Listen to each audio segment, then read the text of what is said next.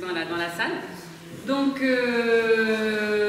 Pascal Plantard, chercheur à Rennes, Université de Rennes, spécialiste des questions numériques, qui va nous faire réfléchir tout de suite sur la question du numérique dans l'éducation, ses risques et les opportunités que cela peut nous apporter. Je vous laisse profiter, ce sera 1 heure et ensuite il y aura un échange de 17h30 à 18h30 possible entre nous dans la salle avant de nous quitter et de nous retrouver demain en pleine forme et plein d'idées utilisant le numérique. Ou pas. Ou pas. Ou pas. En fonction des risques et des opportunités. Bonjour. Donc je vais peut-être pas passer trop de temps à me représenter. L'exercice n'est pas très simple parce que je vais essayer d'éviter les redites et peut-être d'approfondir plusieurs points que j'ai abordés ce midi puis dans la table ronde. Et je vous ai raconté l'histoire de Bruno qui a été très importante, et je voudrais vous renvoyer à ce qu'on s'est dit tout à l'heure, c'est-à-dire que plus qu'une révolution digitale ou révolution numérique, il s'agit bien d'une transformation anthropologique, et que cette transformation anthropologique, elle a à son fondement la dimension symbolique de tous ces environnements et tous ces environnements et de tous ces usages que nous avons des technologies. Cette dimension symbolique, elle est relativement simple à appréhender. Si on reprend un de mes maîtres qui est André Leroi-Gourhan, l'archéologie et l'anthropologie des sciences et technologies, qu'est-ce qu'il nous racontait Leroi-Gourhan dans Le geste et la parole? C'est que lorsqu'un archéologue trouve un vase, il va dater ce vase et comparer ce vase vis-à-vis de la période dans laquelle il va découvrir ce vase. Quand il appelle son collègue anthropologue, l'anthropologue il va regarder ce qu'il y a sous le vase et ce qu'il y a dans le vase. Si sous le vase et dans le vase il y a reste de feu et poule au pot, c'est pas un vase, c'est une casserole. Si sous le vase il y a des ornements et dans le vase il y a des ossements humains, c'est pas un vase, c'est une sépulture. Donc imaginez que toutes les technologies qui nous entourent ont des fonctions symboliques qui sont excessivement larges. Mon histoire de vase, c'est très simple. À partir du moment où on met entre les mains d'enfants, d'adolescents ou d'adultes un smartphone, quelle fonction symbolique on génère? On en génère beaucoup. La deuxième conséquence de ça, c'est qu'il vous faut un peu de profondeur historique pour absolument vous convaincre que les technologies ont été rêvées, imaginées, fantasmées. Voilà, je pourrais vous prendre un certain nombre d'exemples, mais je préfère vous présenter une petite vidéo. Un, parce que j'ai déjà beaucoup parlé, et deux, parce que ça va nous permettre de faire une petite pause récréative, et trois, parce que je pense qu'elle va vous faire réagir. Je peux avoir le son, c'est bon? Oui. Puis, on fera des postes récepteurs de télévision bijoux, comme il y a des postes DSF bijoux. Des postes de poche, grands comme une lampe électrique. Plus besoin d'acheter un journal, on se branchera sur l'émission d'information, ou sur l'éditorial politique, ou sur la chronique de mode, ou sur le compte rendu sportif, voire même sur un problème de mots croisés. Et la rue présentera un singulier spectacle.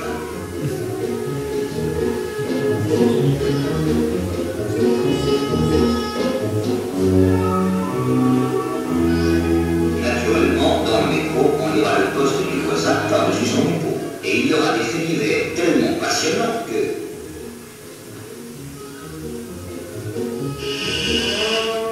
Et je ne parle pas du film. Il était devant elle, elle était devant lui. Ils étaient l'un devant l'autre. Heureux de se sentir ému, ému de se sentir heureux. La télévision sera pour tous un besoin plus impérieux encore qu'aujourd'hui le cinéma ou la radio. Toutes les voitures seront munies d'un poste récepteur. Shakespeare continuera pas souvent de mauvais auteurs susceptibles d'affoler les conducteurs impressionnables.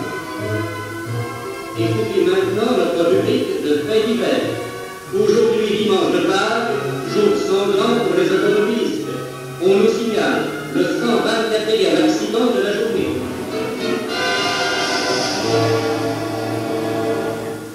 Allô, rectification.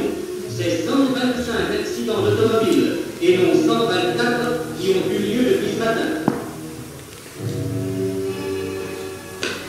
Et la petite provinciale romantique n'aura pas besoin de venir à Paris pour y rencontrer son idole.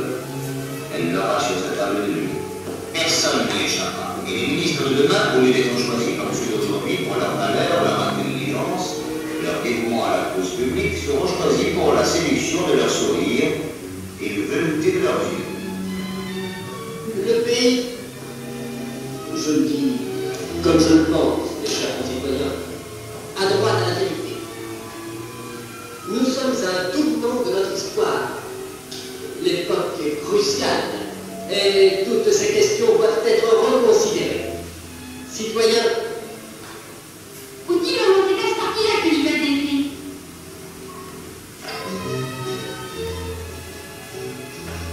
Et quand vous lirez paisiblement vos lits, un reportage dans les billets fera danser une bohémienne sur un tel de l'eau.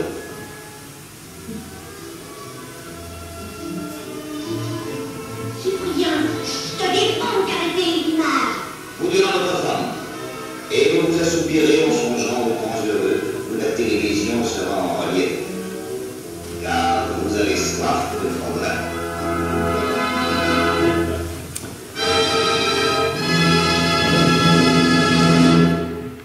Donc, toutes les fonctions de l'Internet contemporain ont été mises en image en 1947, puisque cette vidéo date de 1947.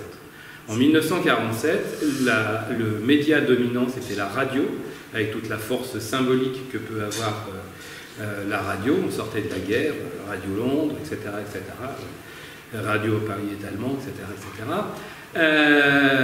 Et la télévision Bijou, puisque le titre de ce petit documentaire, ça s'appelle « La télévision Bijou », n'existait que dans une antenne de la Tour Eiffel et dans quelques foyers autour de Paris. Vous voyez quand même que ce que nous vivons aujourd'hui a pu être imaginé par un certain nombre de gens bien avant, et je sens que votre curiosité est titillée. Mais qui a pu réaliser cette chose-là? Qui a pu l'écrire? Alors ça vient d'un exercice, vous savez, je torture mes étudiants très régulièrement, et ils ont donc un exercice absolument terrible. Tous les ans, il faut qu'ils me ramènent dans les archives de l'INA des illustrations des fameux techno-imaginaires, c'est-à-dire des imaginaires liés aux technologies. Et il y a 3-4 ans, il y a une série d'étudiants qui me ramènent ce document nu, et on tombe dessus, on trouve ça, enfin c'est une pépite, etc. En grattant, on se rend compte que le réalisateur n'est pas très connu, ni n'a beaucoup d'importance, puis on tombe sur le scénariste. Le scénariste, c'est René Barjavel. Voilà, René Barjavel étant un des auteurs majeurs de science-fiction francophone. Ce qui veut dire que nous recevons ces technologies avec une base culturelle qui dépasse même leur arrivée entre nos mains, voire même leur conception.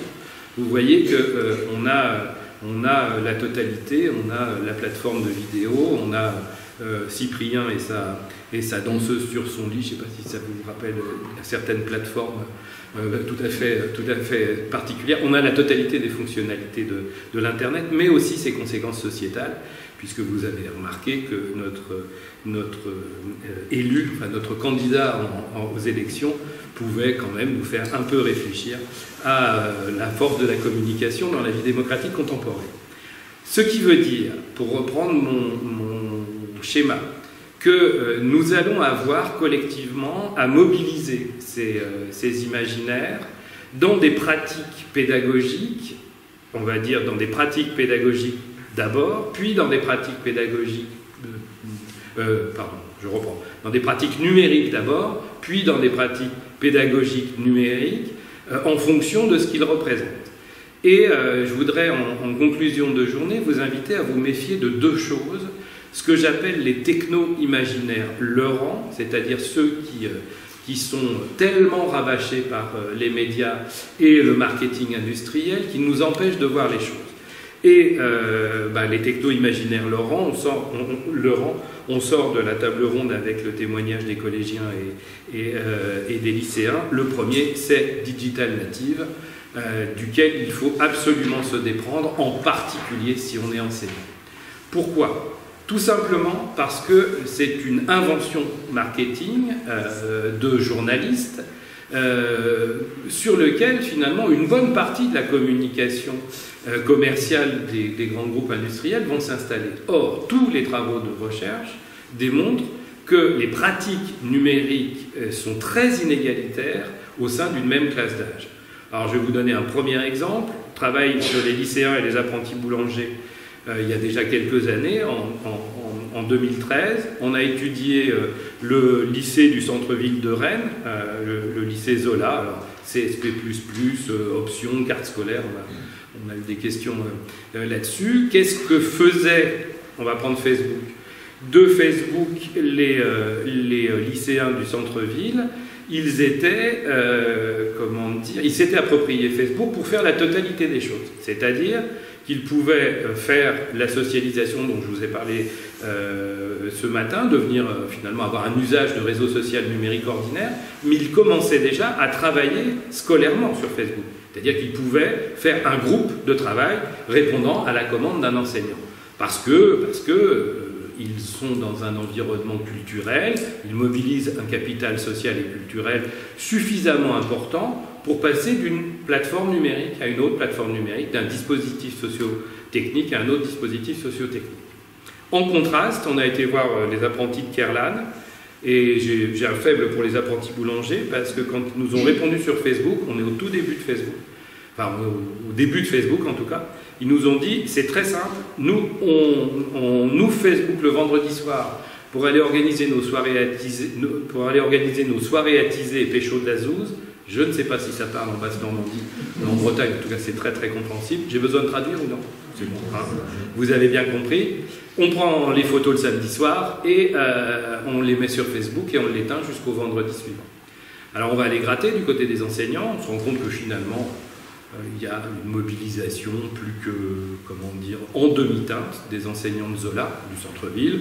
Ils utilisent l'environnement numérique de travail, mais de toute façon, eux, ils sont conditionnés pour emmener les étudiants jusqu'aux classes prépa, qui sont bien évidemment à l'intérieur de l'établissement. En gros, on va dire les familles et les élèves font tout le boulot. On n'a peut-être pas besoin de faire plus d'innovation pédagogique ou plus d'innovation numérique. Dans d'autres travaux, on démontre que les enseignants des classes préparatoires sont probablement les plus rétifs à l'innovation numérique. Donc on a aussi ces éléments-là en tête. On va voir du côté du lycée professionnel, où on a des enseignants, particulièrement les enseignants des disciplines académiques, qui essayent de se mobiliser, d'attirer les jeunes dessus sur les environnements numériques de travail, et qui se rendent compte que ils veulent pas y aller, ils n'y vont pas, etc., etc. Ensuite, on va voir les maîtres d'apprentissage, les boulangers. Et puis là, on arrête parce que vous racontez ce que nous ont dit les boulangers du numérique, c'est même pas la peine, puisque effectivement, donc, je suis en train de vous raconter que nous générons collectivement des représentations vis-à-vis de la jeunesse. Ces représentations sont, mises en scène par le marketing, les médias, etc. Et je ne sais pas si vous vous rappelez de cette époque-là, c'est l'époque où on faisait des formations dans les chambres de commerce et industrie pour intégrer la génération Y dans les entreprises, censée être ingouvernable, hyper connectée, etc. Regardez le résultat. Le résultat, c'est que ceux qui vont avoir accès aux images populaires vont se conformer aux images populaires, à poil en boîte en train de boire, et ceux qui sont la petite poussette, les hypersens, vont se conformer à cette image-là. C'est très caricatural parce que c'était le début de Facebook et que c'était une recherche très très ciblée. Nous générons collectivement, et je pense que les enseignants, les universitaires aussi, les intellectuels globalement, nous générons des représentations sociales qui créent des images qui finalement se connectent sur des usages des technologies plus ou moins alliés. Et ce qui est très inquiétant, c'est que pour utiliser Facebook comme ça, évidemment, on n'a pas besoin d'ordinateur. On se retrouve dans une... voilà. Première illustration.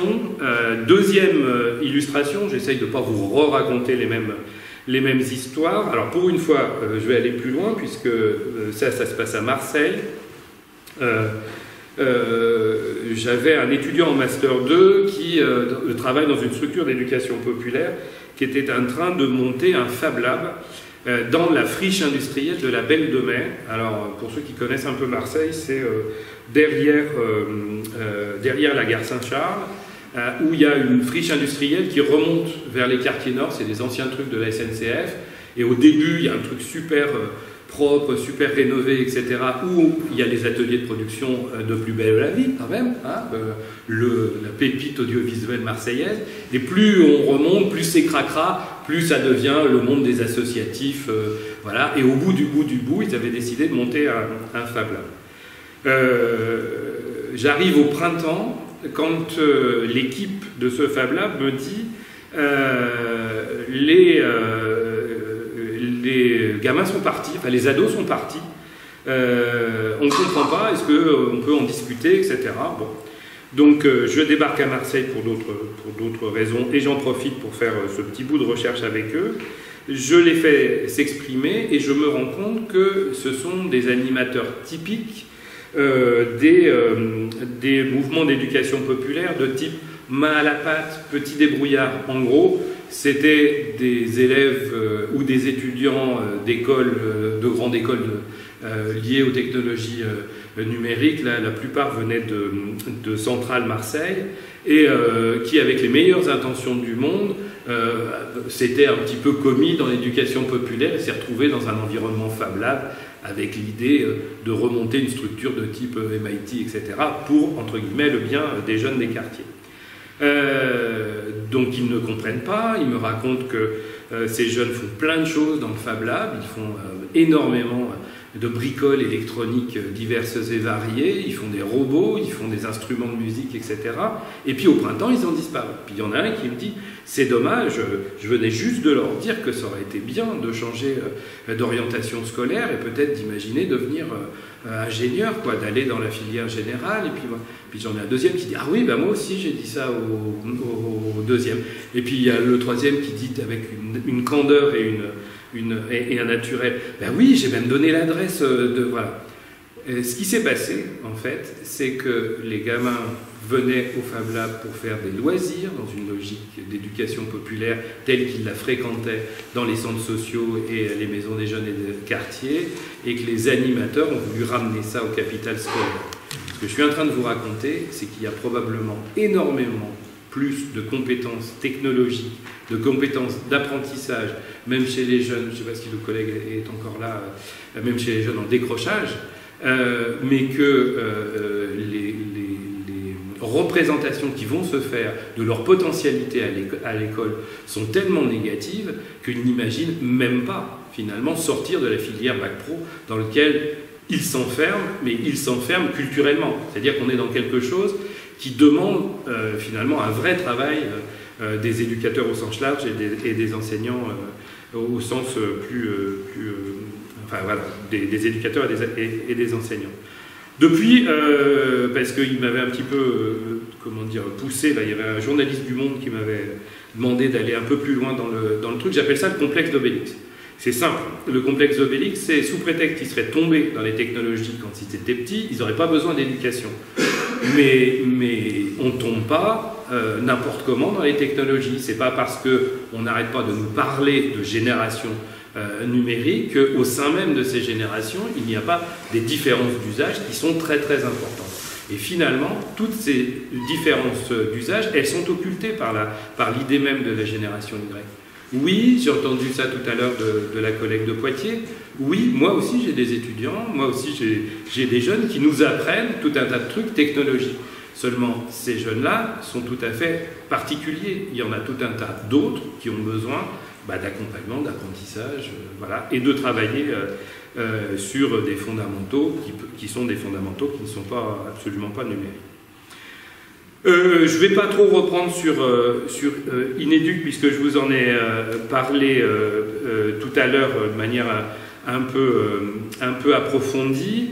Donc cette histoire de chambre, hein, de culture de la chambre, le tableau, enfin, le graphique est édifiant, c'est l'équipement à domicile en fonction de l'origine sociale. Vous voyez qu'on a une petite différence défavorisé, moyen, favorisé, les 3 dernières colonnes. Quand il s'agit de l'équipement dans la chambre, on voit clairement que les familles défavorisées ont cette espèce de culture de la chambre, enfin de culture, ont une forme de dessaisissement parental qui fait qu'on laisse les activités numériques, globalement, hein, vidéo, télévision, etc., plutôt en dehors du regard des parents, et c'est une vraie question. Je vous l'ai dit tout à l'heure aussi, la question du côte à côte, c'est probablement la première, là encore c'est anthropologique je pense, ça dépasse la sociologie. On constate quand même une forme de discours dominant des parents, y compris des parents qui sont enseignants, sur une stigmatisation de la dépendance des jeunes aux écrans. Enfin, soyons sérieux. Combien de familles ont les portables à côté de l'assiette, combien d'adultes ont les portables à côté de l'assiette en même temps au moment du repas, combien de familles ont et les portables et la télévision allumée, etc., etc.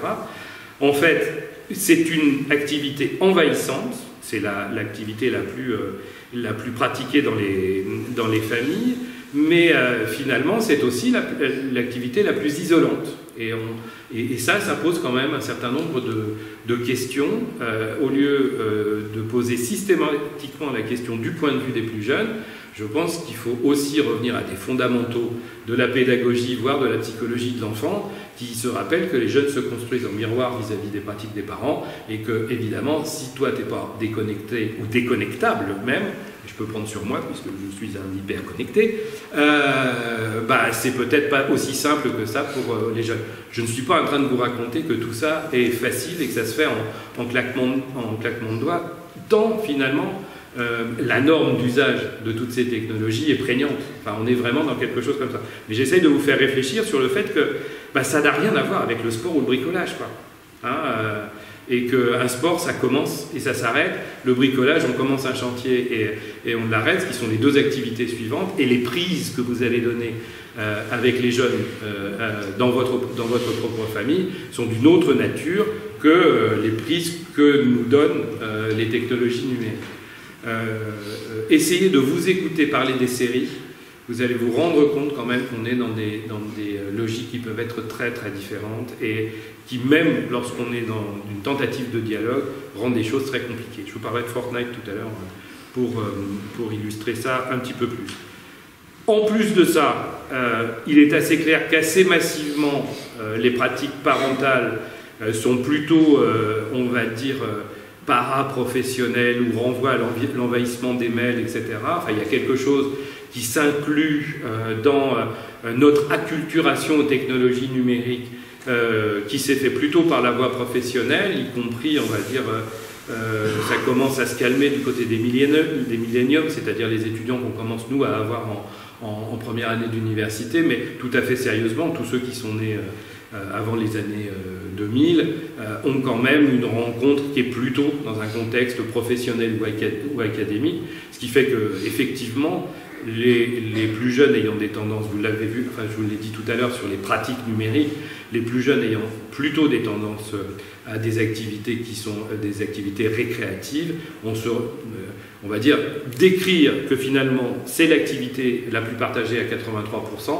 ne fait que poser le problème de quel type d'activité et comment on peut partir de ces activités-là pour faire ce que Winnicott appelait du transitionnel, c'est-à-dire toutes les activités que l'on peut partager, sur lesquelles on va donner du sens en commun et qui permettent finalement de faire famille ou de faire éducation quand on commence à aller vers les établissements scolaires. Donc ça, je pense que je vous l'ai déjà dit, avec mon histoire du téléphone portable en quatrième, et ça aussi, je vous l'ai déjà dit. Donc je voulais revenir sur l'autre recherche, idée, dont je vous ai donné, alors là on est sur les données 2019, je vous ai donné la première des observations qui étaient vraiment intéressantes pour nous, c'est cette idée, alors contre toute attente, hein. Donc je disais tout à l'heure par rapport au questionnaire qu'on va trouver un petit peu bricolé, ou alors à la grande mode des data tank et autres analyses en intelligence artificielle, les Bretons font ça à l'ancienne, sur des questionnaires papier, même si on les traite. Pourquoi on fait ça à l'ancienne? Parce que ça sous-entend tout un temps d'acculturation des territoires, des familles, des établissements, des enseignants, et on évite dans ces cas-là de surajouter à l'effet questionnaire, à l'effet un peu distanciation, mais qu'est-ce qu'il va me demander, comment il va me juger, etc., qui est présent dans toutes les enquêtes quantitatives, un effet numérique. C'est-à-dire si vous allez demander à des non-usagers par un sondage Internet pourquoi ils ne sont pas non-usagers, vous vous rendez bien compte que ça ne peut pas marcher, quoi. Et donc là, c'était vraiment contre toute attente. Cette question était liée à un travail sur un dispositif d'aide aux devoirs qui est développé dans les 4 départements bretons et sur lequel on est en train de faire l'évaluation, et on voulait savoir quelle était la représentation du travail, la représentation des devoirs des jeunes. Ça parle de tout seul, c'est-à-dire que globalement, il me semble que ma propre génération aurait eu la même réponse. On est en train de dire génération Y, percussion, etc. Quand on leur demande, et ça ne veut pas dire qu'ils travaillent mieux ou pas assez, ça veut aussi dire qu'ils vont peut-être avoir du mal à se concentrer. C'est peut-être quelque chose sur lequel on a besoin de les aider.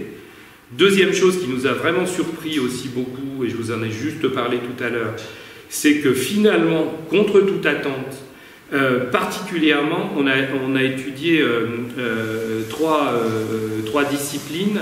On a les maths, l'anglais et l'histoire géo. Alors, je coupe court à toute question méthodo, c'est parce qu'on a une partie de didacticiens dans les 3 disciplines qui nous aident sur d'autres sujets et qu'on avait besoin des didacticiens pour analyser ces données. Et la réponse sur les maths est vraiment très discriminante. Il y a quasiment 30% d'élèves en difficulté en maths qui vont chercher tous les jours des ressources sur Internet pour essayer de combler leurs lacunes. Et vous voyez qu'il y a quasiment 50% des bons qui n'y vont jamais. C'est vraiment des choses qui sont interrogeantes, et je reviendrai dessus après, parce que je veux aller du côté des représentations des parents. Je continue, ça je vous en ai pas trop parlé tout à l'heure. Je fais une petite incise sur la question des tiers-lieux. Donc ça, c'est notre recherche à 3 lots. J'ai peut-être été très vite. Il y a un lot qui s'appelle Appropriatique, qui va travailler sur les nouveaux espaces d'innovation pédagogique et numérique dans les établissements. Un lot qui s'appelle CERAD, qui va travailler, puisque dans des travaux antérieurs, on s'était rendu compte que le travail coopératif était, je vous l'ai dit sur Inéduc, était un impensé de l'institution éducation nationale, en même temps que c'est l'une des valeurs centrales des cultures numériques, le travail coopératif, logiciel libre, Wikipédia, les hackers, tout ça, c'est quand même une des valeurs centrales des cultures numériques, et on voit bien qu'on a une grosse difficulté de ce côté-là, et on s'est rendu compte que finalement, l'articulation, il était dans le travail coopératif des enseignants, vis-à-vis du travail coopératif des élèves. En gros, ce que je suis en train de vous dire, c'est que ça me paraît très compliqué, quand on ne travaille pas de manière coopérative, collaborative, en équipe pluridisciplinaire, etc., de demander aux élèves de le faire. Donc il y a quelque chose qui se travaille là-dessus. Et on a embarqué, c'est presque... Je suis très fier de ça, puisque ça a été long à les amener, on a embarqué tous les didacticiens de notre labo là-dessus. C'est-à-dire que là, on a des didacticiens d'à peu près toutes les disciplines qui sont en train de bosser sur comment, en interdisciplinaire, le travail coopératif peut générer du travail émancipateur coopératif auprès des élèves. Et c'est super compliqué, donc c'est le deuxième lot dont je ne vous parlerai pas, puisqu'ils ne nous ont pas sorti leurs premiers résultats, mais soyez attentifs, il y aura des publications. Et le troisième lot, c'est famille digitale, c'est cette idée de poursuivre le travail qu'on avait fait avec Inéduc, pour comprendre quelles sont les pratiques numériques dans les familles. Vous voyez bien que ces 3 lots s'articulent, mais ce n'est pas les mêmes méthodologies, ce n'est pas les mêmes équipes, etc. Ça, c'était le premier lot, famille digitale, voilà. Et le troisième lot, c'est celui que je pilote, moi, en direct. C'est cette idée, à partir des collèges connectés, à partir des maisons pour la science, à partir des collèges labs, d'un truc spécifiquement en breton qui s'appelle le LabScol, enfin des choses un peu diverses et variées, comment ces dispositifs installent des logiques un peu vertueuses d'appropriation de l'innovation pédagogique et numérique par les enseignants. On a deux types de constats. Le premier constat, c'est une règle qui avait été documentée dans l'analyse des communautés de logiciels, particulièrement par mon collègue Nicolas Julien sur les logiciels libres. On sait que dans un groupe professionnel, il y a un seuil au-delà duquel la dynamique d'innovation s'installe et en deçà duquel la dynamique d'innovation ne peut pas perdurer. On s'était rendu compte de ça avec l'expérimentation Collège Connecté à Saint-Brieuc. Ce que je ne vous ai pas dit ce matin, c'est qu'un des éléments, je vous ai raconté l'histoire du coup de tablette magique et puis du plan Hollande sur les tablettes. Ce que je ne vous ai pas raconté, c'est qu'en même temps, à cette fin d'année-là, le ministère décidait que les mises à disposition des enseignants étaient terminées et qu'on allait leur filer des primes. La tablette magique, enfin le coup de tablette magique qui disqualifiait tout ce qu'ils faisaient de manière très adaptée avec des technologies choisies, etc., plus le fait qu'ils croyaient tous au fait qu'il faut faire de la co-formation, faire du travail d'équipe, être mis à disposition en même temps que les autres et qu'il n'y en avait pas un qui avait demandé une prime. Clairement, c'était pas ça. Ils ont besoin de temps, ils n'ont pas besoin de prime. La rentrée suivante, les principaux acteurs du Collège Connecté allaient tous démissionner. C'est-à-dire qu'en gros, un super établissement s'est retrouvé avec, on va dire, ces pilotes qui avaient jeté l'éponge. Ils ont mis 2 ans, enfin le collège lui-même, en remplacement, en changement de personnel, ils ont mis 2 ans à redémarrer. Donc vous voyez, et ils étaient en dessous des 30%. C'est-à-dire que finalement, une bonne partie des innovations étaient portées par des acteurs isolés qui ne faisaient pas encore équipe. Et ce qu'on est en train de constater dans une coopérative en Bretagne, c'est qu'un établissement qui a entraîné 30% de son personnel, eh bien, un changement de proviseur, un changement de principal aura beaucoup moins d'effet que si on est en dessous. C'est clair ce que je vous dis? Oui. Voilà. Pourquoi? Et le 30%, c'est pas 30% de geeks, hein.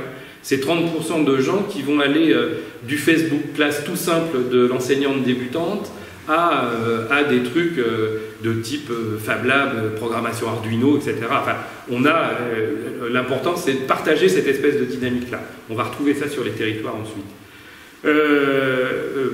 Les équipes pédagogiques coopératives, ça paraît évident. Ensuite, les pratiques d'auto et de co-formation banalisées. Je vous ai dit ce midi très vite, avec mon histoire d'appropriation, de phase d'appropriation, pour moi, une des clés, c'est d'arrêter d'imaginer qu'on va former une nouvelle génération méga geek qui va sortir qui va sortir de l'ESP et qui va... hop là, on est parti. Moyenne d'âge des acteurs de Collège Connecté, 45 ans. Enfin, c'est-à-dire qu'en gros, pendant plusieurs années, on a vu des porteurs d'innovation pédagogique et numérique qui étaient des enseignants chevronnés et qui avaient dépassé toutes les difficultés d'entrer dans le métier. On commence à avoir des plus jeunes. On commence à avoir des plus jeunes aussi parce qu'on a changé les formations, je pense. Mais on ne va pas avoir un effet génération, c'est assez clair. Cette compensation-là, elle se fait énormément sur l'auto et la co-formation, particulièrement la co-formation. C'est-à-dire que clairement, il y a une vraie... mais ça rejoint des fondamentaux de la pédagogie institutionnelle. Enfin, il y a une vraie plus-value à partager ses expériences et à travailler les uns et les autres à partager les expériences. Ensuite, il y a des demandes d'accompagnement et de formation qui sont explicites, c'est-à-dire qu'à partir de ces coopératives, on a vraiment, non pas une logique de catalogue, mais on a une logique très située. Je vais prendre un exemple. Une des antennes de la coopérative de Brest, c'est les îles, les collèges des îles, Bretagne.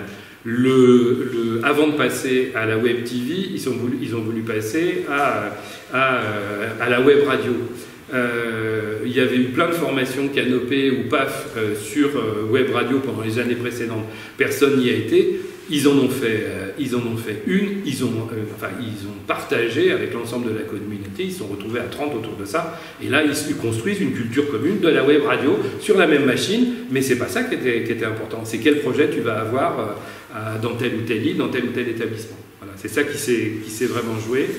Et effectivement, je ne suis pas en train de prêcher pour ma paroisse, mais je vous ai dit ce matin que nous faisons de la recherche avec et pas de la recherche sur.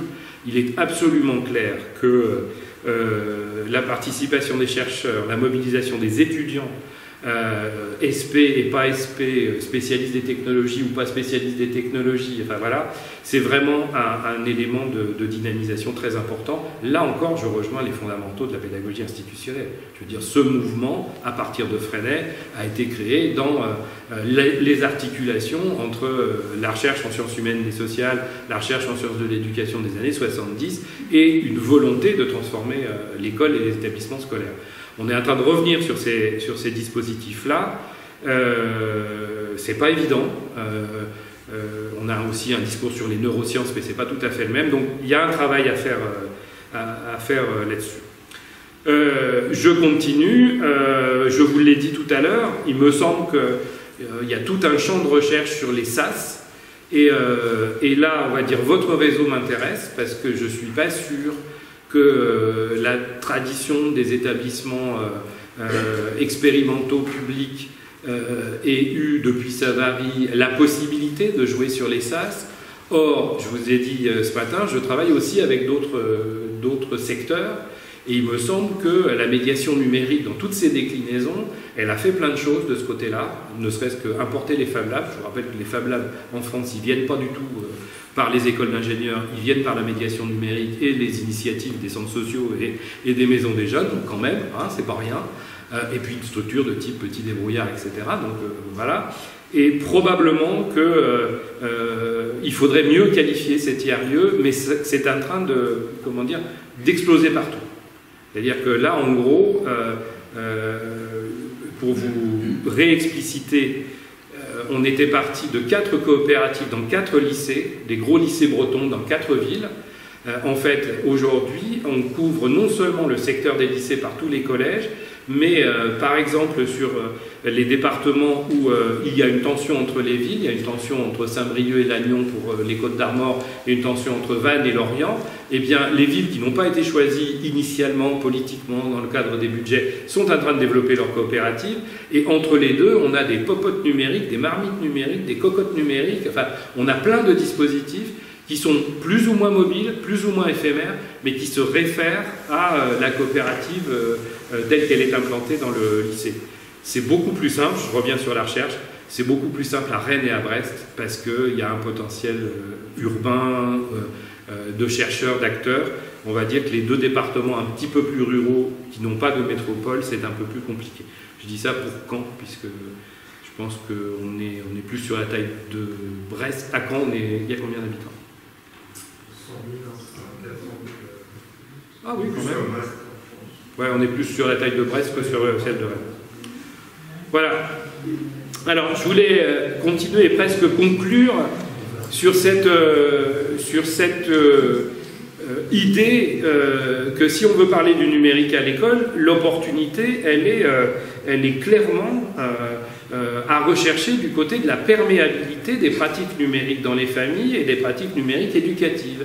Et ce que je vous ai dit tout à l'heure, c'est que la troisième activité des collégiens qui ont été étudiés par idée est en train d'arriver. La première c'est vidéo, la deuxième c'est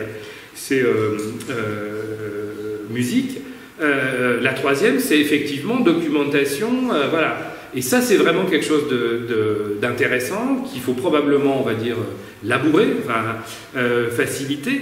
Pour autant il faut savoir où on le travaille. Et ce travail-là, à mon avis, il se fait au niveau des représentations. C'est aussi pour ça que j'ai beaucoup insisté sur cette histoire de représentation. Ça, c'est un extrait du travail d'un de mes doctorants qui travaille spécifiquement sur les SECPA et qui s'est rendu compte sur le Finistère, il bosse avec toutes les SECPA du Finistère, que les gamins de 4e étaient plus équipés en smartphone en SECPA que les gamins de 4e ordinaire. Ça rejoint un autre travail, celui de Marianne Trénoir, qui avait identifié, qui vient de soutenir sa thèse sur les jeunes sans domicile fixe, et qui avait identifié qu'à l'époque où Free n'avait pas lâché son forfait à 2 €, il y avait tout un tas de jeunes dans la rue, ça va vraiment t'intéresser ce travail-là, qui portaient autour du cou ou à la ceinture les premiers smartphones qui n'étaient pas connectés. Ils les portaient comme bijoux pour se différencier de l'image du clochard. Donc on est vraiment sur des technologies qui sont symboliques au sens très fort du terme et qui vont étayer finalement une identité qui est une identité, tu dirais, décrochage, ou du moins de marginalité. Et on a plein de gamins qui nous ont dit en entretien, mon smartphone il n'a pas l'internet. Ça fait drôle quand on entend ça. Parce que évidemment qu'il a l'internet, évidemment qu'ils sont sur les réseaux sociaux. Ce qu'ils n'ont pas, c'est l'image de l'internet. Ils n'ont pas cette idée que derrière, il y a quelque chose de mystérieux. Enfin, déjà, si on pense que c'est mystérieux, on va aller gratter. Mais cette incise-là, elle va loin et elle décrit nos capacités finalement de disqualification. Ce que tu racontais tout à l'heure comme capacité de désocialisation, disqualification, ça part de ces questions de représentation. Donc évidemment qu'on ne peut pas laisser des gamins imaginer que derrière le smartphone, il n'y a pas l'Internet. Éducativement, je ne sais pas ce que vous en pensez, mais ce n'est absolument pas entendable. Et c'est là que ça devient intéressant, et je voudrais vous parler du travail de Dominique Pasquier, publié en décembre dernier, qui s'appelle « L'Internet des familles modestes, enquête dans la France rurale », dont une partie de l'enquête a été faite par chez vous. Lisieux, c'est dans votre département ? Bon, donc le rural autour de Lisieux. Je vous donne quelques notes de lecture. Voilà, c'est ça. Donc je pense que vous connaissez encore mieux que moi ce type de territoire. Première chose, l'Internet est une seconde école. Pour ces classes populaires, l'Internet est une seconde école. Mais c'est quel Internet ? C'est l'Internet de YouTube, c'est l'Internet des tutoriels, c'est l'Internet qui permet de remplacer le culbuteur de la R12. C'est l'Internet qui permet de récupérer les recettes de cuisine, etc., etc. Cette vision de l'école, je reboucle avec ce que je vous ai raconté sur l'élève braconneur, là, cette vision de l'école est visiblement très forte dans des familles populaires qui ont un rapport, vous le savez, très difficile avec l'école instituée, enfin avec l'école ordinaire. Deuxième sujet très très important, et je le renvoie, j'ai fait cette intervention devant l'Association nationale des CPE, dans une grande partie des établissements scolaires, on communique avec les parents par le biais du mail, on est bien d'accord, hein, en général pour signaler les absences ou convoquer des parents, etc. etc. Pour la petite histoire, le mail a été inventé en 1971. Pour la deuxième petite histoire, j'ai un mail depuis 1989. Mon histoire d'acculturation vis-à-vis du mail est une histoire singulière. J'étais pas si loin du début et je l'ai utilisé. Les familles populaires aujourd'hui sont en train de se ramasser sur la tête. L'e-administration à 100% en 2020, ça vous dit quelque chose ? La totalité de tous les papiers en ligne, ça vous dit aussi quelque chose ? En fait, ce qu'ils sont en train de vivre, c'est une période de disqualification des technologies numériques par l'e-administration qui est terrible. Et ils le disent, le mail est un instrument de torture, la dématérialisation de l'administration est inhumaine et brutale. Vous imaginez que si vous utilisez le mail, il va falloir faire un petit effort éducatif auprès de ces familles. Hein, voilà. On est encore dans des histoires de représentation. Et je reviens sur les sondages des parents, ce que les familles ordinaires ne voient pas. Moi, je suis content de gérer mes allocations familiales ou ma sécurité sociale, ça m'évite des déplacements, etc. Il n'empêche que dès qu'on commence à réfléchir aux marges, on se rend compte que pour ceux qui sont les plus en difficulté, c'est une surexclusion. Et évidemment, ça renvoie, imaginez qu'en plus ils sont apprentis boulangers, vous voyez la chaîne de difficulté. Autre sujet vraiment important, on ne cherche pas à étendre sa sociabilité. Les réseaux sociaux sont plutôt liés à des environnements familiaux et des environnements de copains. sur lequel on s'invite au barbecue, sur lequel on échange des choses, mais l'idée qu'on va aller chercher de l'information internationale, des réseaux, enfin les arrière-petits-enfants ou les enfants à l'autre bout de la planète, on est vraiment très très loin de ça. Dernier point vraiment important là-dessus, et je commençais à le pointer du côté des parents, et je vais revenir dessus. Pour les classes populaires, quand on arrête de travailler, on arrête de travailler. Et un des flous, c'est le retour d'un des questionnaires parents que vous avez ici, c'est le fameux concept d'extimité chez Serge Tisseron. Une des grandes perturbations du XXIe siècle, c'est la disparition des frontières. Et il s'avère que les classes populaires tiennent leur identité de cette disparition des frontières. C'est-à-dire que quand on arrête de travailler, on arrête de travailler, ça n'empêche pas qu'on a envie d'être bénévole au club de foot.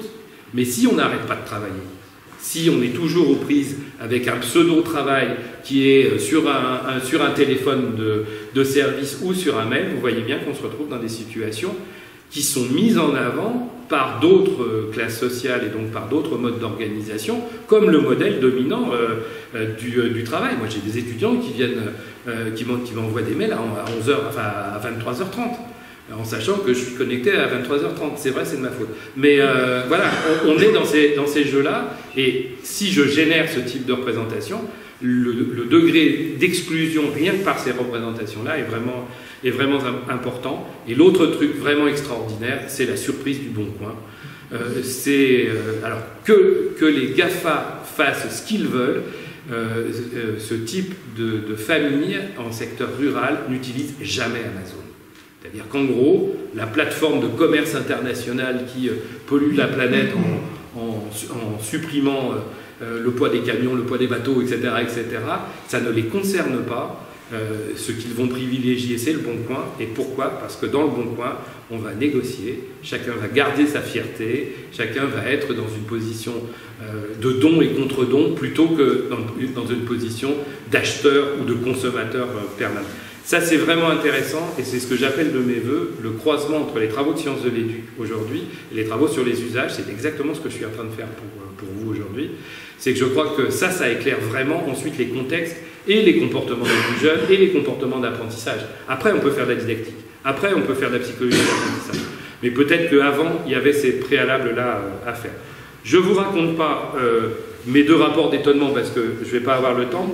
Je voulais m'arrêter sur le deuxième techno-imaginaire Laurent.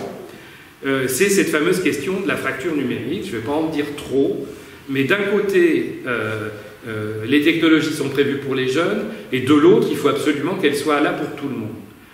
On sait quand est-ce que ce terme est arrivé. 1996, discours de Bill Clinton à Closeville, où il dit qu'il ne faut pas laisser nos enfants de l'autre côté de la fracture numérique. 1996, aux États-Unis comme en France, nous étions 4% d'équipés connectés. De quoi s'agit-il? De quoi nous parle-t-il lorsque 96% de la population n'est pas concernée, lorsqu'il parle de digital divide? Il est juste en train de nous parler des GAFA. Il est juste en train de nous installer la luxe que va prendre dès cette période-là les États-Unis pour prendre le contrôle de l'Internet et imaginer un Internet à 100%. On va donc passer par l'économie de la connaissance, Lisbonne, les marchés, etc., etc. Et en même temps, quand on vous parle de la fracture numérique, on masque toutes ces difficultés qui sont les inégalités numériques. Je passe vite fait dessus. Le chiffrage des inégalités numériques, en fonction de comment on regarde ça, on a entre 5 et 18 millions d'exclus du numérique en France. Vous voyez que c'est quand même pas rien. Je veux juste faire une incise. Pour nous, il y a 3 catégories. Il y a la pauvreté-précarité, donc les familles très très populaires en difficulté. Il y a les zones blanches.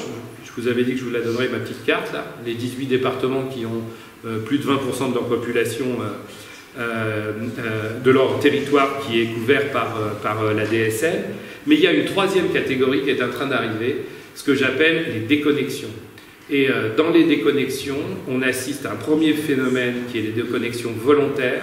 Il y a tout un tas de jeunes qui considèrent que le numérique c'est le mal Mon collègue Francis Jory-Guibéry les avait identifiés dans les Pyrénées et dans le plateau du Larzac il y a 3-4 ans. Moi, j'en ai vu dans mon cours de L1 culture numérique avec un point d'interrogation, venir croiser le fer avec le prof pour savoir s'il avait un discours critique vis-à-vis des technologies. Ça veut dire qu'il y a un peu, c'est pareil, resituez-vous il y a 2 ou 3 ans, des activistes véganes qui vont aller agresser les bouchers. C'était inimaginable. Enfin, c'était un truc, bon, et ben, il y a quelque chose qui est en train de se produire là-dessus.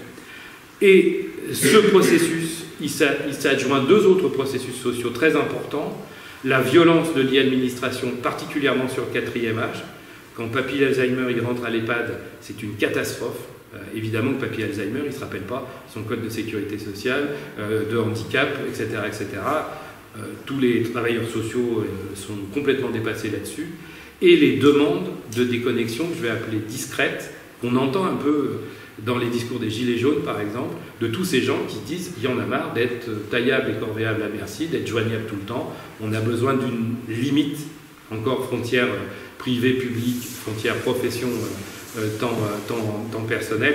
Et là, il commence à y avoir une vraie demande, que moi je vais qualifier de plus discrète, mais importante, de déconnexion volontaire, de droit à la déconnexion, qu'on entend dans les syndicats, qu'on entend... Voilà. Donc ça, c'est des choses importantes. Et vous voyez bien que si on parle de fracture numérique, on se retrouve, allez, j'égratine quand même, hein, on se retrouve dans la position de Mounir Majoubi, l'ancien secrétaire d'État au numérique, qui décide de se lancer dans la course à la mairie de Paris, qui a quand même été secrétaire d'État au numérique sous 2 gouvernements successifs, qui n'a rien fait en termes de médiation numérique, de lutte contre les inégalités, etc.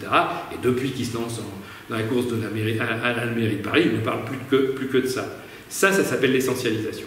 C'est-à-dire qu'en gros, on va taper au-dessus des représentations et puis on fait du marketing, qu'il soit politique ou économique, ça ne change pas. Sauf qu'en dessous, si on veut vraiment regarder les réalités, c'est très compliqué.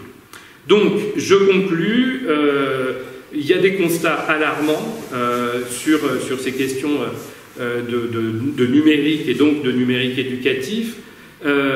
Beaucoup de vulnérabilité sociale, des vulnérabilités culturelles et un nouvel élément, on a eu une question tout à l'heure, des vulnérabilités psychiques. Il faut que vous sachiez que cette année, dans les semaines d'information à la santé mentale, le thème c'est le numérique. Il faut que vous sachiez que les fédérations d'aide aux personnes, les fédérations du travail social, etc., n'arrêtent pas de faire des colloques, des groupes, etc., sur les questions numériques. Et que honnêtement, je travaille là-dessus depuis longtemps. Ça fait longtemps que je fais des conférences, des débats, etc. Au sein de l'éducation nationale, plutôt dans le monde éducatif. Cette arrivée massive là, des questions de vulnérabilité, qu'elles soient éducatives, sociales, médicales ou psychiques, sont en train d'être métabolisées. En particulier parce qu'il y a la question des algorithmes addictifs dont je vous ai parlé tout à l'heure et de l'économie de l'attention. Alors l'économie de l'attention, ce n'est pas uniquement les réseaux sociaux numériques, c'est aussi toutes les alertes commerciales, les SMS, c'est aussi les plateformes de vidéo à la demande, particulièrement le modèle Netflix. Et effectivement, si on ne se déprend pas de ça, on va se retrouver dans les situations que tu décrivais tout à l'heure, c'est-à-dire vraiment la vieille définition d'Olive Einstein de la toxicomanie, une souffrance qui rencontre un produit addictif. Lui, il pensait à l'héroïne, la cocaïne, etc. Là, on est en train de rencontrer des environnements addictifs. Et donc, s'il n'y a pas de médiation humaine et s'il n'y a pas d'accompagnement éducatif, ça ne peut pas fonctionner.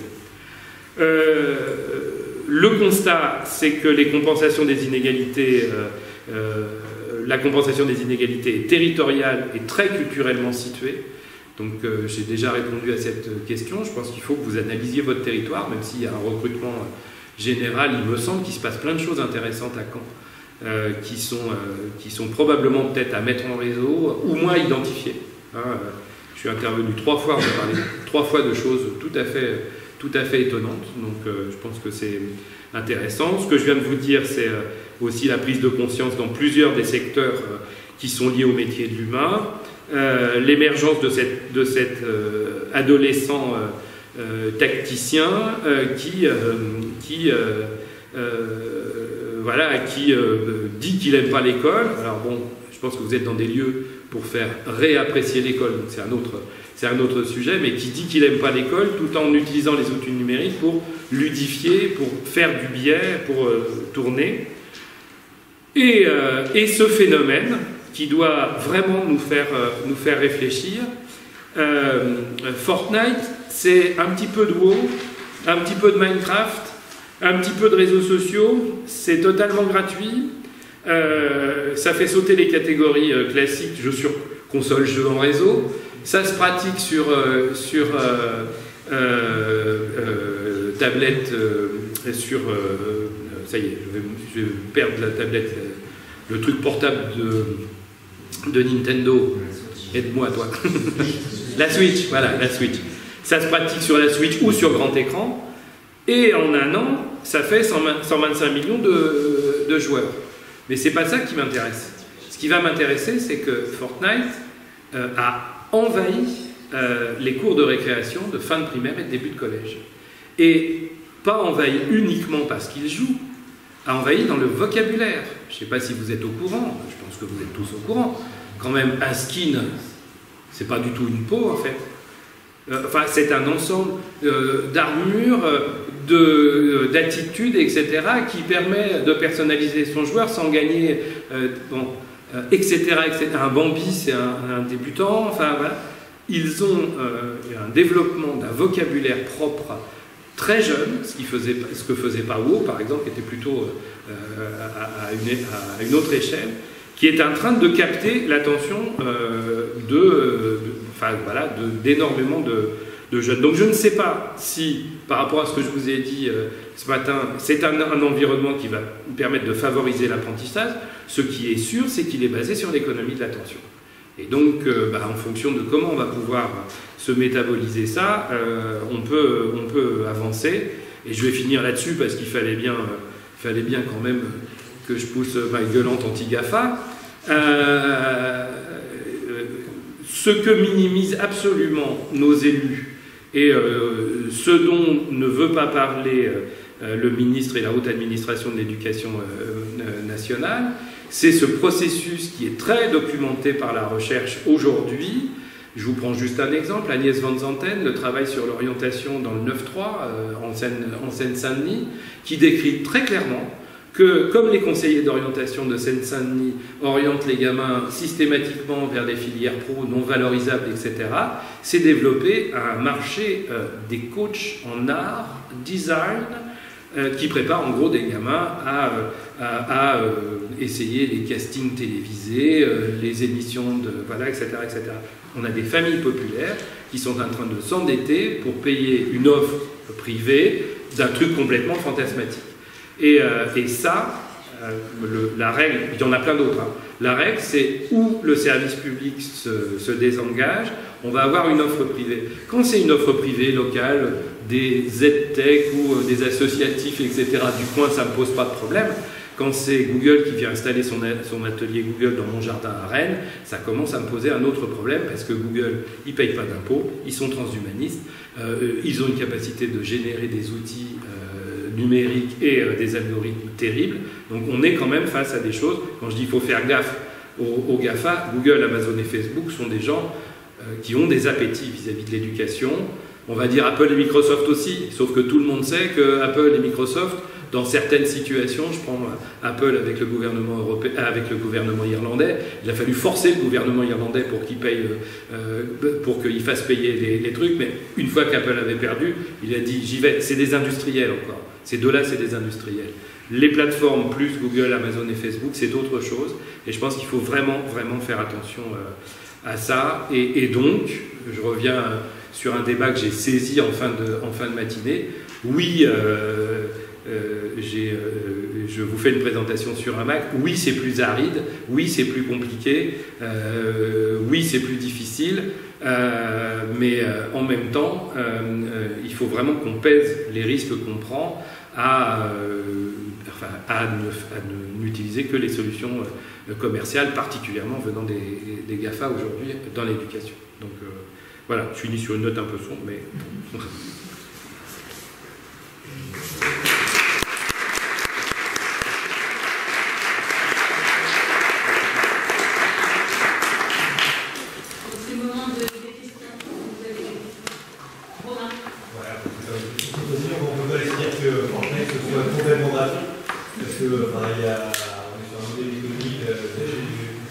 d'acheter des photos dans le jeu, et il y a un effet social voilà, c'est-à-dire un nouveau joueur va être poussé à acheter justement des éléments de personnalisation.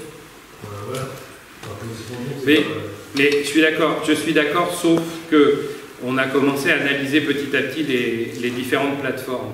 Ce qui ressortait du free-to-play de Fortnite, c'est que contrairement à des dispositifs qui se sont cassés le nez, je pense à Second Life par exemple quand Facebook arrivait, c'est que finalement ce qu'on achète là dans Fortnite ne favorise pas le jeu.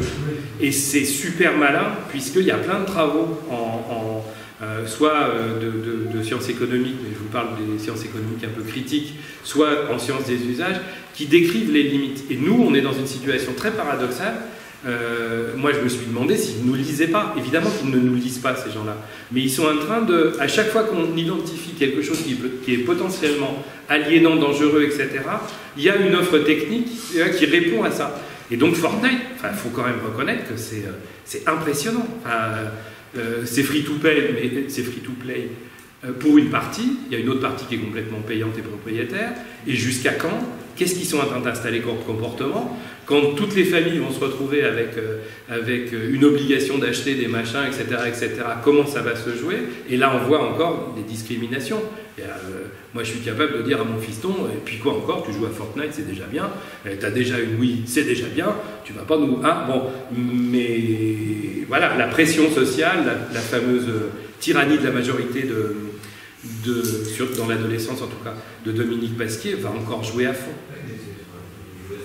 Oui, c'est inquiétant.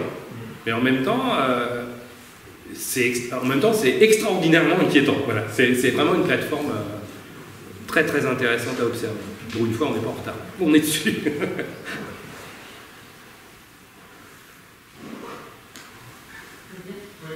Est-ce qu'on est pas, je me demandais, c'est toujours est-ce qu'on n'est pas en train tout simplement de constater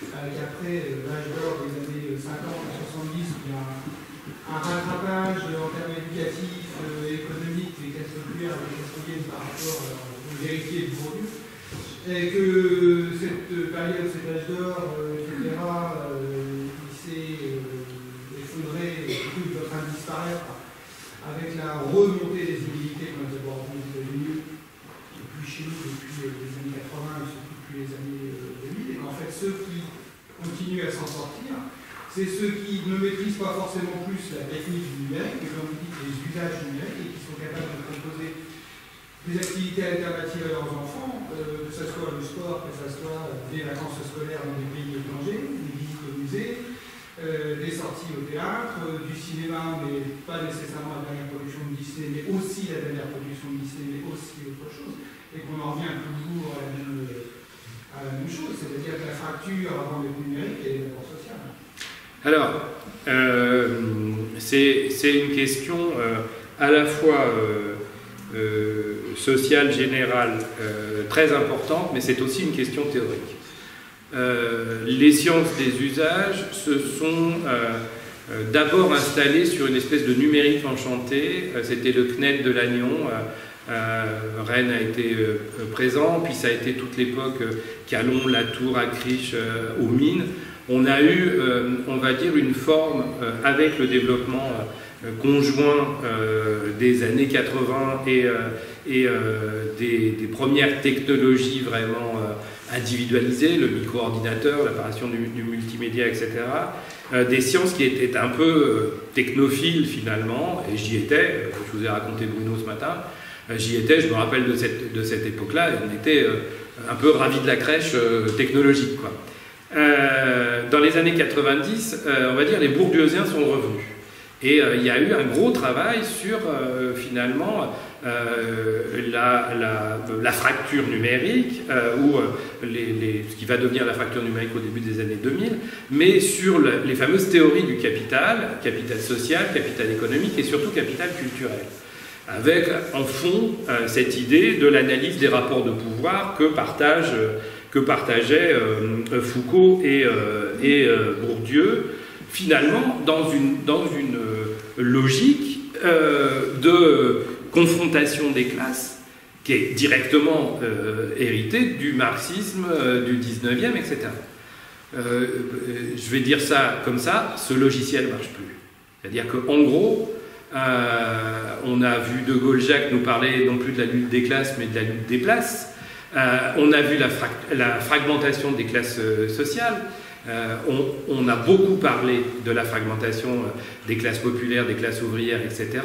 Mais depuis nos amis Pinson, Charlot, on sait aussi que les upper classes n'ont rien à voir, quoi de commun entre l'industriel du 19e siècle et les Google Boys.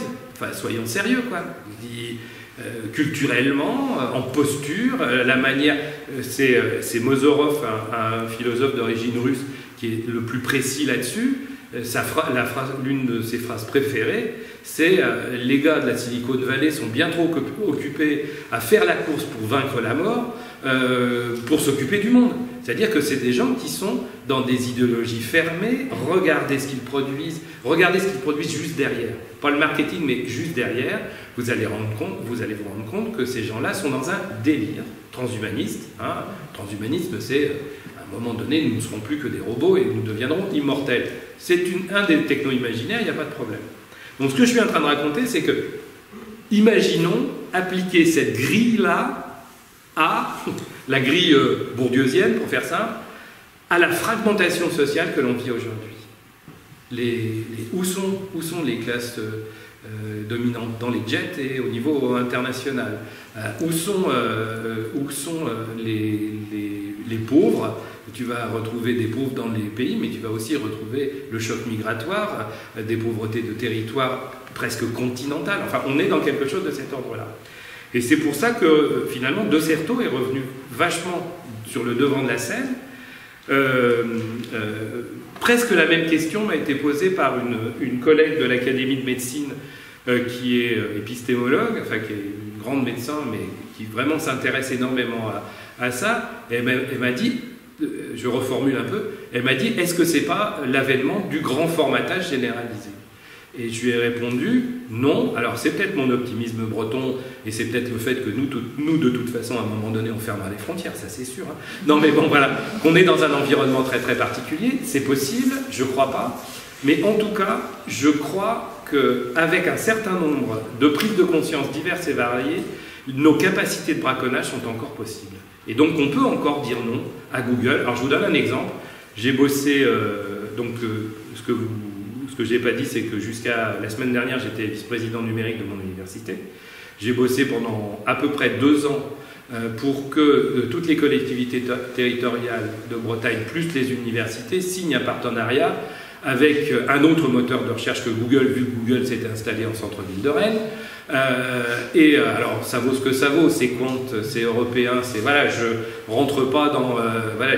c'est super difficile déjà de faire signer ça, et on va faire signer ça. C'est-à-dire qu'en gros, on va dire, la fonction publique territoriale et les universités bretonnes basculent dans Quant avec un partenariat recherche aussi avec eux pour pas les laisser faire... j'ai pas envie d'avoir un Google local, quoi. C'est pas ça qui m'intéresse. Et donc, je pense que nos capacités de braconnage, c'est-à-dire finalement, ils produisent à la chaîne des modèles ultra dominants. Je vais vous donner une autre illustration. Je trouve ça extraordinaire que Netflix soit capable de mettre Black Mirror comme série. Vous connaissez la série Black Mirror? Une série anglaise ultra trash sur les extensions des technologies. Je veux dire, qui déconstruit le modèle même de Netflix, parce que si vous regardez les séries Netflix, honnêtement, ça pue la série Netflix à 10 000 km, quoi. Enfin, on est sur de la série qui s'enchaîne, t'as pas de scénario, des scènes complètement improbables de jeunes perdus, là je suis en train de vous parler de sang, de jeunes perdus sur la planète qui se comportent comme des collégiens complètement ordinaires alors qu'ils sont agressés par tout un tas de gens, mais on est vraiment dans quelque chose qui n'a rien à voir avec le cinéma, alors que en même temps coexistent des séries absolument incroyables comme Black Mirror. Et donc je pense que, mais ça c'est une mobilisation collective. Je pense que la grille d'analyse classe en classe n'est plus jouable. On est dans une grille d'analyse qui est finalement très territorialisée, culturalisée, et peut-être qu'on est obligé de sauter par-dessus Bourdieu pour retomber sur des analyses à la Lévi-Strauss, à la Margaret Mead, etc. On va chercher les rituels, on va chercher ce qui fait commun avec nous. Ce que je ne vous ai pas dit, c'est que j'ai retravaillé les usages du numérique sur le plan des pouvoirs, comme l'avait travaillé Serge Tisseron sur les images. Et pour moi, un des pouvoirs des cultures numériques, c'est le pouvoir de lien. Et je vais juste vous raconter une toute petite histoire. Voilà. Un garçon qui s'appelle Nicolas Huchet, qui devait avoir 25 ans à ce moment-là, s'est fait couper un bras à son boulot. Donc il se retrouve handicapé, voilà. Il se retrouve handicapé, il se retrouve ballotté entre les médecins et l'industrie du chariot roulant. C'est-à-dire qu'on va lui proposer des prothèses à 1 milliard d'euros, voilà, enfin, l'industrie du chariot roulant, liée à l'industrie pharmaceutique. Il rencontre la communauté des hackers de Rennes, qui lui disent, qui le regardent comme ça. Alors les hackers, il n'y a quasiment pas de filles, c'est que des geeks, on ne comprend rien de ce qu'ils disent, ils sont aussi excluants que peuvent l'être les autres sur plein de sujets, sauf qu'ils s'adressent à lui directement en lui disant tu veux une prothèse, t'as qu'à la faire. Il est handicapé, ils n'en ont rien à secouer. Il est en dépression, ils n'en ont rien à faire. Si tu veux faire une prothèse, tu fais ta prothèse. Il rencontre la communauté des hackers, la communauté mondiale des hackers, et il fabrique la prothèse. Cette fameuse prothèse va devenir My Human Kit, le Fab Lab pour handicapés, pour personnes en situation de handicap, qui est situé à l'école d'éducateurs de Rennes, juste à côté de l'université. Nicolas Huchet n'en a pas fait une affaire personnelle, sauf qu'il a été médiatisé à un point incroyable.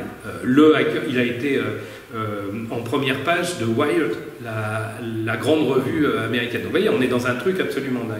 Et qu'est-ce qui va se passer dans ce lieu qui s'appelle My Human Kit, ce Fab Lab initié d'une aventure personnelle, voilà, on va avoir la sociologie du handicap qui arrive. C'est-à-dire qu'après le handicap physique, on va avoir le handicap cognitif, le handicap sensoriel qui arrive, puis le handicap cognitif, et aujourd'hui ils reçoivent des jeunes autistes. C'est-à-dire que tu reprends une autre grille d'analyse et tu te rends compte que, bon sang, oui, mais c'est bien sûr.